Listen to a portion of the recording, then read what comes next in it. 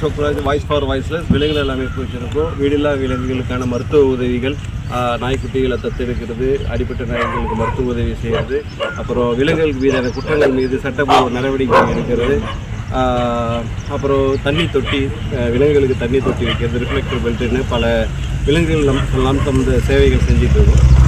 என்னை சிலர் தொடர்பு கொண்டாங்க, உங்களை பார்க்கணும் அப்படின்னு கேட்டுட்டு இருந்தாங்க. நான் கொஞ்சம் நாய்கள் ஒரு பிஸியாக இருந்தனால சரியாக ரெஸ்பான்ஸ் பண்ண முடியல. அப்புறம் நேற்று நீங்கள் இருக்கிற இடம் சொல்லுங்கள், நாங்கள் வரோம்னு சொல்லியிருந்தாங்க. இருக்கிற இடம் சொல்லியிருந்தோம். ஒரு ஆம்புலன்ஸ் இறங்குச்சு. இறங்கினார். அவர் இறங்கினார். எனக்கு ஆச்சரியமாக இருந்தது. நாங்கள் அப்படின்னு சொல்லிட்டு உள்ளே கூப்பிட்டு போனோம். அப்புறம் நாய்கள் இருந்த கதையெல்லாம் சொன்னோம். ஒரு நாய்க்கு ஒரு கதை இருந்துச்சு, கைவிடப்பட்டது, அதுக்கு இந்த நாய்க்கு கண்ணு தெரியாது, இப்படி பல கதைகள்லாம் சொன்னோம். சொல்லிவிட்டு அவர் எல்லாத்தையும் உன்னிப்பாக கேட்டுட்டு, இந்தாங்க இந்த ஆம்புலன்ஸ் உங்களுக்கு தேவைப்படும் அப்படின்னு சொல்லிட்டு இந்த ஆம்புலன்ஸை அப்படியே சாவி கொடுத்தாரு. எனக்கு ஒன்றும் புரியல.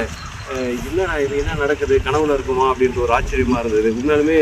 ஏன்னா நான் இத்தனை வருஷம் சர்வீஸ் பண்ணதில் இந்த 2 வீலரை வச்சுட்டு தான் நான் அடிப்பட்ட விலங்குகள்லாம் கூட்டு போயிட்டு இருந்தேன். ரத்தம் சொட்ட புழு பிடிச்சி அதிலே தான் தூக்கிட்டு போயிட்டுருக்கோம். என்னடா 4 வீலர் தான் நல்லா இருக்குமே நினச்சது உண்டு. ஏன்னா ஒரு ஆம்புலன்ஸ் வாங்குறதுன்றது ஒரு சாதாரண விஷயம் கிடையாது. அது இப்போது கவர்மெண்ட்டில் அப்ளை பண்ணால் கூட அதுக்கு ஒரு நிறைய ஃபார்மாலிட்டிஸ்லாம் இருக்குது.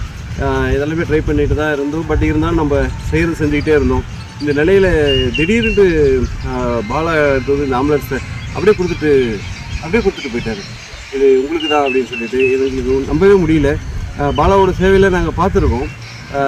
இது அவர் நேரில் வருவார்னு எதிர்பார்க்கவே இல்லை. என்ன ஒரு துர்பானா யாருமே இல்லை, உங்களோட தன்னார்வங்கள்லாம் யாருமே இல்லை. பல சேவைகள் செஞ்சவங்க பல பேர் எல்லாம் இருந்தாங்க. அந்த டைமில் யாருமே இல்லை.